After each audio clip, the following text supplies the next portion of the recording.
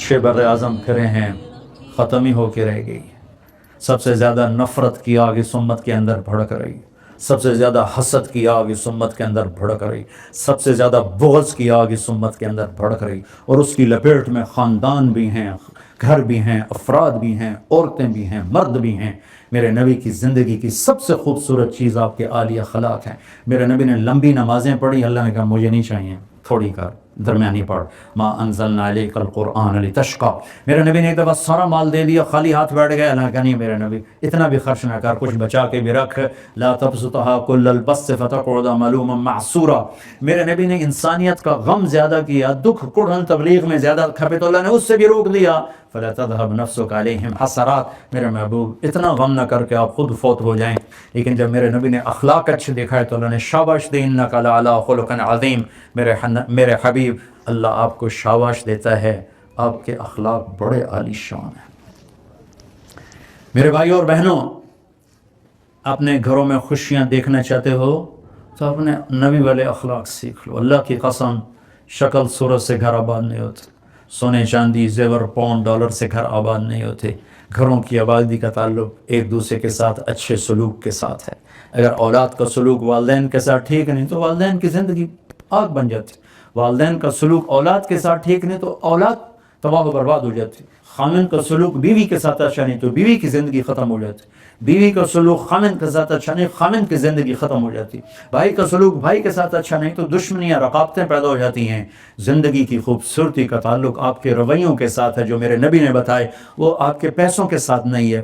ایک جھونپڑا بھی خوشحال زندگی گزار سکتا ہے اگر اس میں اخلاق زندہ ہیں. ایک محل والا بھی اچھی زندگی، خوبصورت زندگی گزار سکتا ہے اگر اس میں نبی والے اخلاق زندہ ہیں. زبان کا بول کاٹنے والا ہو، کس سے سکھ آتا.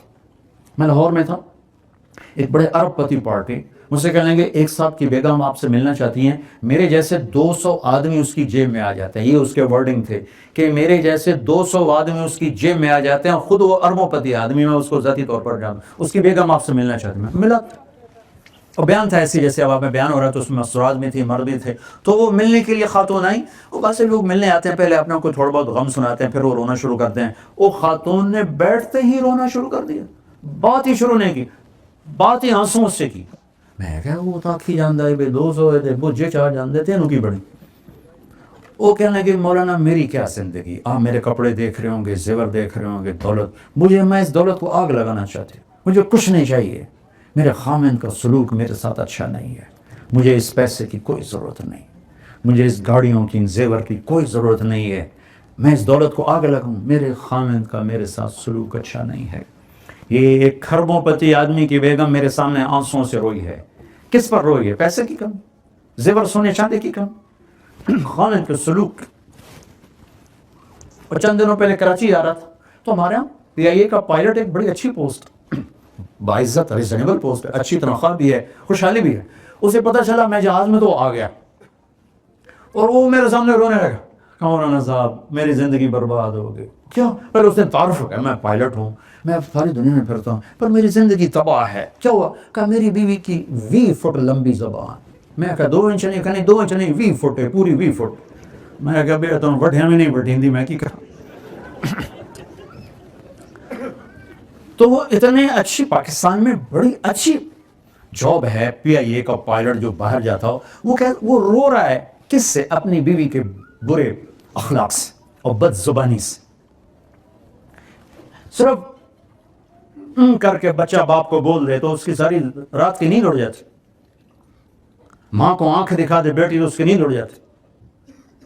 میرے نبی سے پوچھا گیا یا رسول اللہ قیامت کب آئے گا؟ اللہ کو پتہ کب آئے گا. ان کو نشانی تو بتائیں. جب ماں کو ذلیل کیا جائے گا آ جائے گا. آپ یہاں تو رشتے ناتوں کو کوئی پہچانتا نہیں کہ ماں کسے کہتے ہیں، باپ کسے کہتے ہیں. میرے نبی نے کہا کاش میری ماں زندہ ہوتی، تم دیکھتے میں کیا کرتا. میں عشاء کی نماز کے مصلی پہ کھڑا تھا، سورۃ فاتحہ پڑھ رہا تھا، اور ادھر سے میری ماں کہتی محمد، تو میں نماز توڑ کے کہتا اماں جی لبیک، حاضر ہوں. تمہیں کیا گلہ دوں. اسلامی ملکوں کا بھی یہی حال ہے، کوئی نہیں ماؤں کو پوچھتا. کوئی لاکھوں ماؤں میں ایک خوش نصیب ماں ہوتی ہے جس کی اولاد اس کی رضا دیکھتی ہے، ورنہ ماؤں کو بلکتے روتے تڑپتے سسکتے دیکھ